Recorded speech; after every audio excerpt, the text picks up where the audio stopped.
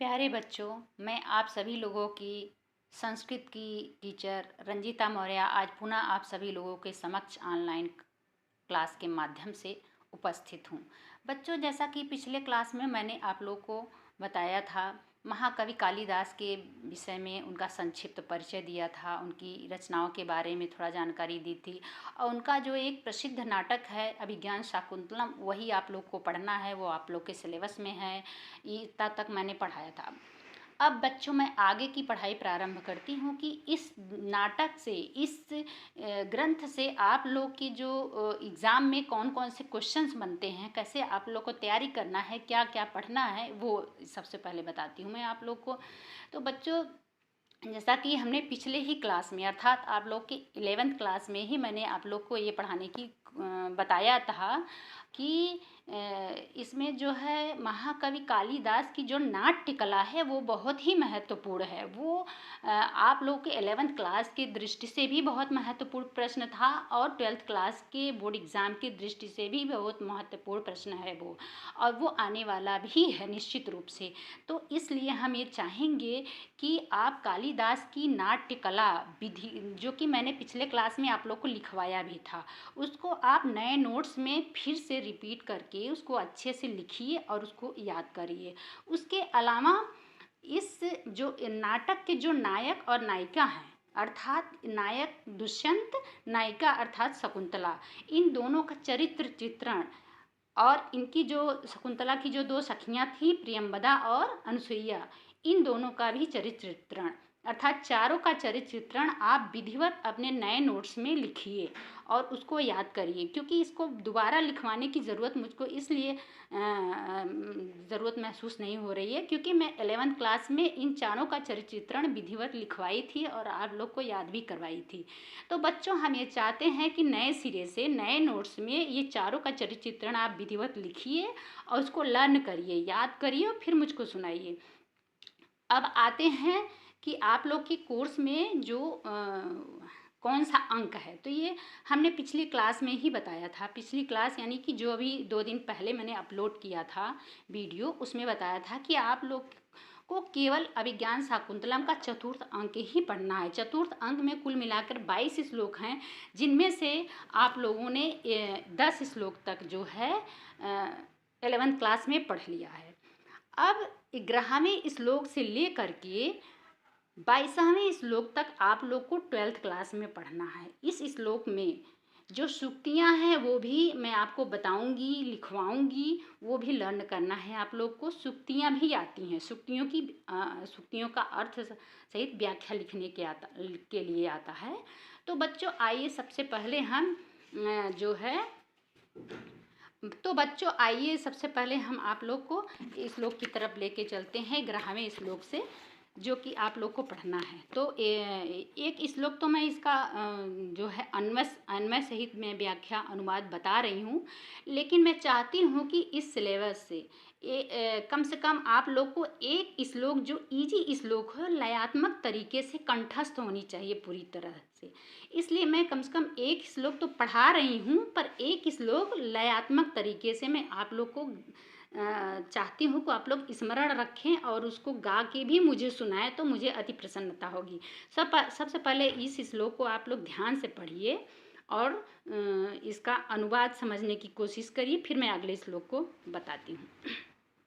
तो देखिए बच्चों, रम्यांतरः कमलिनी हरितैः सरोभिः छायाद्रुमैः नियमितार्कमयूखतापः भूयात् कुशेशयरजो मृदुरेणुवस्याः शान्तानुकूलपवनश्च शिवंश्च पन्थाः। अर्थात ये श्लोक उस समय का वर्णन कर रहा है जब शकुंतला की विदाई होती है। चतुर्थ अंक में जो स्टोरी है, जो कहानी है, वो शकुंतला के पति गृह गमन काल की बेला से ही प्रारंभ होती है। तो जैसे हमारे समाज में प्रचलित है कि एक बेटी की विदाई के लिए क्या क्या पूर्व में तैयारियां की जाती हैं और कैसे कैसे मतलब क्या क्या व्यवस्थाएं की जाती हैं, ठीक उसी तरह शकुंतला की विदाई की भी तैयारी होती है। उसके पिता, पालक पिता कण्व ऋषि, जो गौतमी माता थी, उसकी सखियाँ, उसके जो शिष्य थे, कंडव ऋषि के शिष्य थे, ये सभी मिल करके विधिवत उसके जाने की तैयारी करते हैं। और उसमें से सब लोग मिल करके जो है कुछ घर से, कुटी से कुछ दूर तक जाते हैं, फिर वहाँ से और बाकी सभी लोग पुनः वापस चले आते हैं। और जिसमें से सारंगरव और सारद्वत और गौतमी ही शकुंतला के साथ उसके पति घर तक अर्थात हस्तिनापुर तक जाते हैं। तो ये श्लोक उसी समय का वर्णन कर रहा है कि जब कुटी से शकुंतला की विदाई की संपूर्ण तैयारी हो जाती है, तो कंडव ऋषि, गौतमी, प्रियंवदा, अनुसुईया, सारंगरव, सारद्वत ये सभी मिलकर के साथ में शकुंतला को कुछ दूर तक छोड़ने जाते हैं। जहाँ पर एक पीपल का वृक्ष पड़ता है, वहाँ पर उसी छाया में, उस पीपल के वृक्ष की छाया में सब लोग रुकते हैं और सब लोग जो है मिलकर शकुंतला के लिए दुआएं करते हैं, ईश्वर से प्रार्थना करते हैं। क्या करते हैं, वही इसी बात को इस श्लोक में बताया गया है कि जो है अस्याह अर्थात इस शकुंतला का पंथा माने मार्ग कैसा होना चाहिए, कमलिनी हरितैः सरोभिः रम्यांतरः, अर्थात इस शकुंतला का जो मार्ग है वो कैसा होना चाहिए, कमलनियों से हरा भरा सरोवर यानी तालाब से युक्त हो। मतलब जो मार्ग हो, रास्ता हो, वहाँ बीच में क्या हो, तालाब हो, और तालाब में हरे भरे कमल खिले हुए हों। और क्या होना चाहिए, छाया द्रुमैः नियमतार्क मयूख तापः।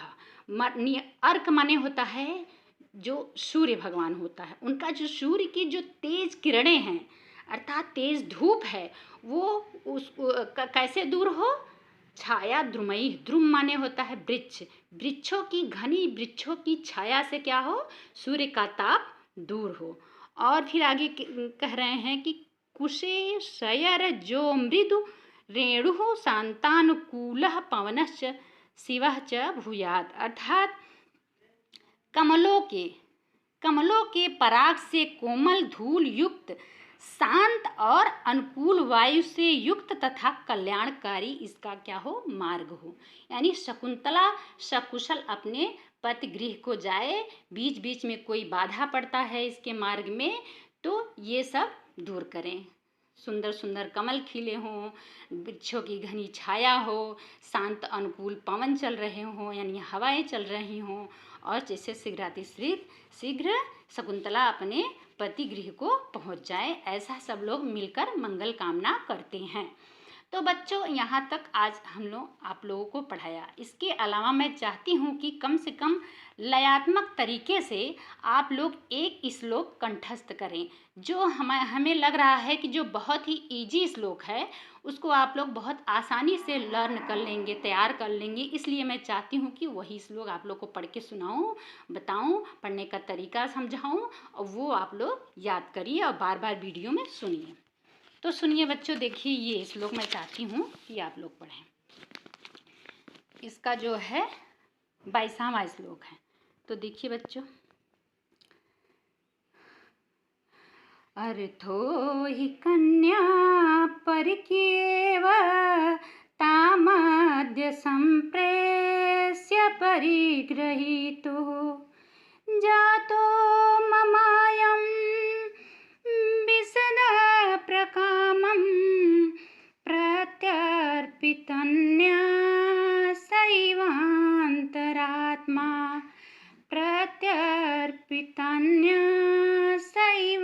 सैवान्तरात्मा। तो बच्चों, आप लोग को इसी लय में ये श्लोक जो है लर्न करना है, याद करना है। आप लोग चाहें तो अपने नोट्स में भी इसको लिख लीजिएगा और इसको याद कर लीजिएगा। इसलिए बार बार मैं इसको अच्छे से करें। इसका अनुवाद भी मैं बता दे रही हूँ कि जब शकुंतला को अपने पति के घर पे कंडव ऋषि भेज देते हैं, उसके बाद वो क्या अनुभूति करते हैं, इसी बात को इस श्लोक में बताया गया है बच्चों। तो देखिए, कंडव ऋषि कहते हैं कि कन्या ही परकीयेव अर्थ, क्योंकि कन्या जो है वस्तुतः कैसी होती है, परकीय यानी पराई। अर्थ मतलब होता है धन। कन्या वस्तुतः पराई धन होती है। अद्य ताम परिग्रहीतुः संप्रेष्य, अद्य माने आज, ताम माने उसको, परिग्रहीतुः संप्रेष्य यानी दूसरे के घर, अर्थात उसका जो परिणेतु यानी जो पति है उसके घर पर, संप्रेष्य माने भेज करके, मम अयम अंतरात्मा, मेरी जो यह अंतरात्मा है, मम माने मेरी, अर्थात कण्व ऋषि अपने लिए कह रहे हैं कि मेरी जो है, अयम माने यह अंतरात्मा ठीक वैसे ही सुखी है, वैसे ही महसूस कर रही है, ठीक जैसे कोई व्यक्ति धरोहर को लौटाने पर खुद को हल्का महसूस करता है, ठीक उसी तरह शकुंतला को उसके पति गृह के तरफ भेज करके, पति गृह को भेज करके, पति के घर भेज करके वो खुद शांत और सुकून महसूस कर रहे हैं। धन्यवाद बच्चों। अगली क्लास में मैं बहुत जल्दी फिर पुनः उपस्थित होंगी। अगर आप लोग को कहीं कोई प्रॉब्लम है, कुछ पूछना है मुझसे, तो मैं 3 बजे, 4 बजे का टाइम देती हूँ। 4 बजे मैं पुनः ऑनलाइन उपस्थित रहूँगी। व्हाट्सएप ग्रुप पे आप लोग जो भी हमसे पूछना चाहें आप पूछ सकते हैं। धन्यवाद।